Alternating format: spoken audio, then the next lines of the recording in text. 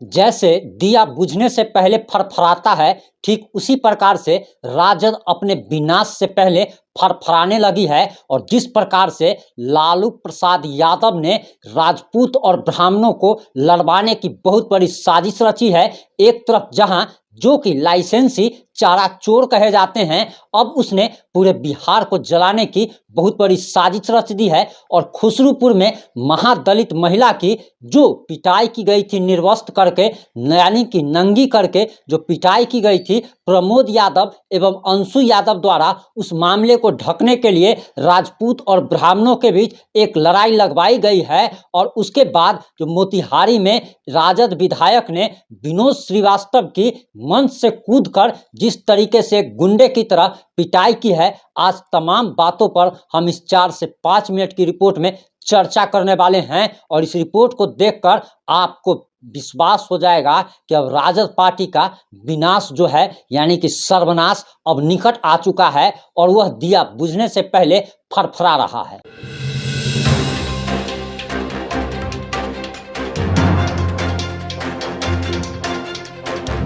नमस्कार, मैं प्रिंस कुमार सिंह और आप देख रहे हैं पॉजिटिव इंडिया। अगर अभी तक आपने चैनल को सब्सक्राइब नहीं किया है, खबरों से अपडेट रहने के लिए कृपया चैनल को सब्सक्राइब कर लीजिए। और जो लोग ऑलरेडी कर चुके हैं उन तमाम लोग को सही हृदय धन्यवाद। अब वापस आते हैं अपनी खबर पर। आपको बताते चले कि अभी से लगभग 3-4 दिन पहले की घटना है, प्रतापगढ़ पटना के खुसरूपुर में एक महादलित महिला को 1500 रुपए ना देने पर उसकी निर्वस्त्र कर उसकी प्रमोद यादव और अंशु यादव एवं उनके 4 गुर्गों द्वारा पिटाई की गई थी। अब उस मामले को ढकने के लिए जहां चारा चोर जो कि लालू प्रसाद यादव को कहा जाता है, उसने एक बहुत बड़ी साजिश रची और मनोज झा जो कि कहीं से भी ब्राह्मण है ही नहीं, उसको आगे कर दिया और ठाकुरों पर हमला बोला। अब इस मामले को दबाने की कैसी कोशिश की जा रही है, उसे जरा समझने की जरूरत है कि जिस प्रकार से मणिपुर की घटना के बाद विपक्षी दलों ने वहां पर एक प्रतिनिधि मंडल भेजा था और राजद पार्टी ने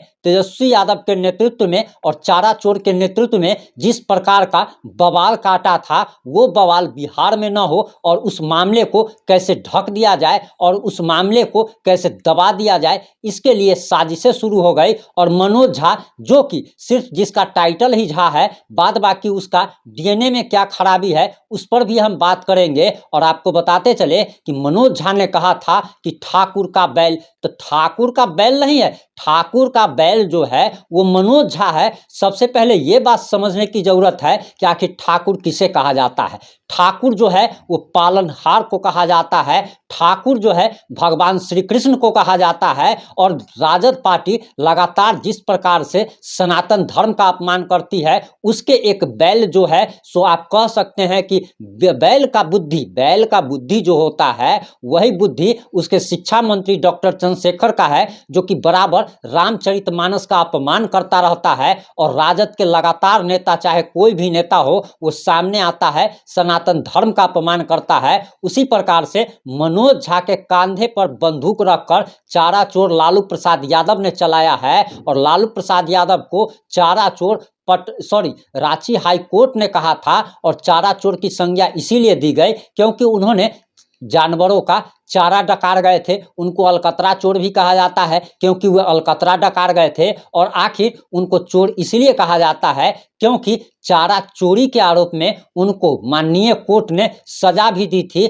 और वही सजा जो है काट रहे थे, तब उनका किडनी ट्रांसप्लांट हुआ। और किडनी ट्रांसप्लांट जब हुआ तो स्वास्थ्य कारणों से कोर्ट ने उन्हें बेल दे दी। और अगर उन्हें आप चारा चोर कह देते हैं तो उनके जो टुच्चे जो समर्थक होते हैं वो आग बबूला हो जाते हैं और वे कुछ ऐसा बिहेव करने लगते हैं जैसे उनकी मौसी को लेकर के हम लोग भाग गए हैं, इस प्रकार से आकर के कमेंट में कुछ कहने लगते हैं। हालांकि हम लोगों ने कमेंट में कुछ ऐसे शब्दों को प्रतिबंधित कर रखा है, जो शब्द अगर आप यूज करते हैं तो आपका कमेंट पब्लिश ही नहीं होता है, यानी कि आपका कमेंट आपके अलावा किसी को दिखता ही नहीं है। लेकिन इसके बावजूद भी कुछ शब्दों को हमने प्रतिबंधित नहीं कर रखा है। और अगर आप कहेंगे कि इसका कारण क्या है, तो आपको बताते चले कि हम लोगों ने कुछ कुत्ता बिलाई टाइप के लोगों को इसीलिए खुला छोड़ दिया है क्योंकि जूठा पत्थर और गिलास उठाने वाला भी कोई व्यक्ति होना चाहिए। तो उसके लिए ही 2-4 लोग जैसे AK यादव है या कुछ ऐसे लोग जो है जिसको हमने खुला छोड़ रखा रखा है और वे अक्सर कमेंट में आकर के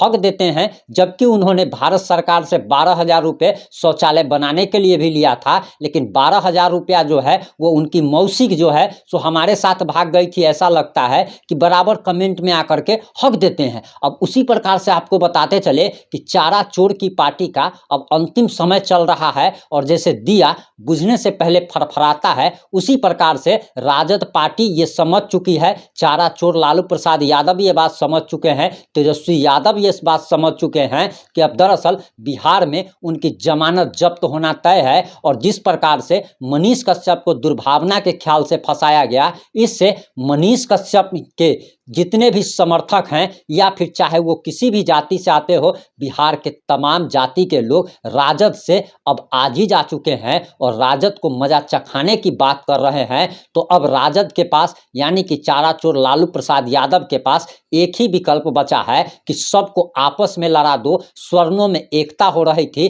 जो कि लालू प्रसाद यादव से देखा नहीं गया और लगातार तेजस्वी यादव भी इन दिनों स्वर्णों पर लगातार हमलावर होते रहते हैं। कभी वो दलितों का अपमान कर देते हैं, कभी महादलितों का अपमान कर देते हैं और उनके चमचे जो कि गुर्गे जो कहे जाते हैं वे लगातार महादलित महिलाओं को नग्न कर करके घुमाते हैं, उसके साथ मारपीट करते हैं। इससे दलित महादलित स्वर्ण सभी का जो है आप कह सकते हैं कि अब आज ही जा चुके हैं इस पार्टी से। और इस पार्टी से जब आज ही जा चुके हैं तो जिस प्रकार से लालू प्रसाद यादव के पूरे खानदान का अब जेल जाना एक तरीके से तय माना जा रहा है, तो ये लोग बुझने से पहले अंतिम जोर लगा देना चाहते हैं और बिहार को एक बार फिर से आग में झोंक देना चाहते हैं और इसकी शुरुआत भी हो चुकी है। अब बिहार को किस तरीके से बर्बाद किया गया है उसकी वानगी अगर आपको देखना है तो आप बिहार से जाइए और अपना जब परिचय देते हैं तो आप एक बार सीधे कह दीजिए कि हम बिहार से हैं। आपको इस दृष्टि से देखा जाएगा जैसे कि आप चोर हैं। अगर आप बाहर बिहार से बाहर अगर आप नौकरी करने के लिए जाते हैं, मजदूरी करने के लिए जाते हैं तो आपको चोर की नज़र से देखा जाता है और पूरे बिहार को अगर किसी ने बर्बाद कर दिया है तो उसका सारा श्रेय चारा चोर को जाता है और कुशासन बाबू को जाता है कि आप बिहार से बाहर आपको अपने आप को बिहारी कहने में शर्म आती है। और जिस प्रकार से मनोज झा को आगे कर करके और टुन्ना जी पांडे जैसे कुछ टुच्चे लोग भी हैं जिनको लगा कि राजपूत नेताओं ने अब राजपूत नेता में भी कुछ बुद्धिहीन नेता हैं कि उनको लगा कि ठाकुर को उन्होंने राजपूत जाति से जोड़ दिया। अरे भाई, ठाकुर का मतलब राजपूत नहीं होता है और राजपूत का मतलब ठाकुर नहीं होता है। और उस पर क्या हुआ कि कुछ राजपूत नेता ने आकर के ब्राह्मणों को गाली दे दिया। अब कुछ ब्राह्मण नेताएं हैं वो राजपूत को गाली दे रहे हैं और दोनों के दोनों जो हैं सो टुच्चे लोग हैं। आपको बताते चले कि ठाकुर न राजपूत को कहा जाता है न क्षत्रिय को कहा जाता है, ठाकुर हमारे पालनहार को कहा जाता है,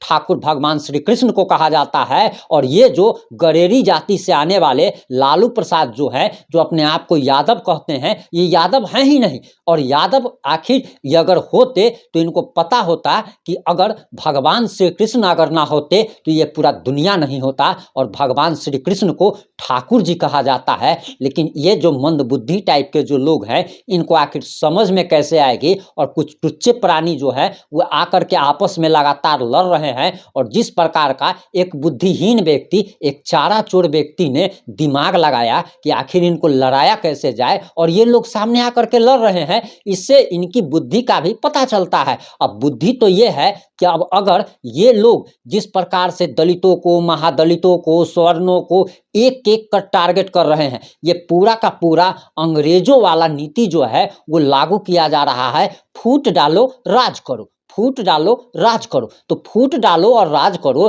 तो जो मंदबुद्धि लोग हैं वो आपस में आकर के लड़ रहे हैं। अरे अगर लड़ना है तो चारा चोर से लड़ो, लड़ना है तो उस व्यक्ति से लड़ो जिसने पूरे बिहार को बर्बाद कर दिया और बिहार से इनका अब विनाश एकदम तय है। और विनाश तो इस घड़ी तक तय है कि सारा बापते जितना भी लालू प्रसाद यादव के 7 बेटी, 2 गो बेटा और 9 व्यक्ति और 2 गो अपने यानी कि 11 गो यानी कि कि ये लोग जो पूरा का पूरा क्रिकेट टीम जो बना लिया था, अब पूरा का पूरा क्रिकेट टीम अंडमान निकोबार के जेल में सड़ेगा कि गुजरात के जेल में सड़ेगा। गुजरात के अहमदाबाद के मेट्रोपॉलिटन कोर्ट से एक थोड़ी सी मतलब भयंकर मिस्टेक हो गई, वरना तेजस्वी यादव तो 22 सितंबर को ही जेल चले जाते। और लगातार जो लोग ये सवाल कर रहे हैं कि आखिर आप कहते हैं कि जेल जाएंगे, लेकिन जाते कहाँ हैं, तो आपको बताते चले कि इतनी आसानी से ये लोग जेल थोड़े ही जाएंगे। और अगर एक बार अगर चले गए तो इतनी आसानी से थोड़े ही,